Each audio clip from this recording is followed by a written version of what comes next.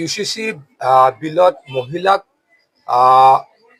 মহিলাক সহায় কৰিবলৈ, মহিলাক ভৰণ পোষণ দিবলৈ আৰু মহিলাই যাতে ছোৱালীয়ে যাতে কম বয়সত বিয়া হৈ কষ্ট ভুগিব লগা নহয় আৰু মহিলাই যাতে পুৰুষৰ সমানেই সম অধিকাৰ লাভ কৰে।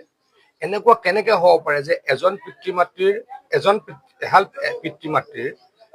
এজন সন্তান ল'ৰা এজন সন্তান ছোৱালী, ছোৱালীয়ে পিতৃৰ সম্পত্তিৰ ভাগ নাপাব বা 1/4 পাব, ল'ৰাই 2/3 পাব, সেইটো হ'ব নোৱাৰে। আৰু এজনী ছোৱালী 13 বছৰত বিয়া হৈ ছোৱালীজনীৰ স্বাস্থ্যৰ কি বেয়া হ'ব এই কথা কোনোবাই কল্পনা কৰিব পাৰে নেকি? যিসকলে এই বিলৰ বিৰোধিতা কৰে তেওঁলোকৰ ল'ৰা ছোৱালীকো তেওঁলোকে ভালকে ৰাখিব খোজে।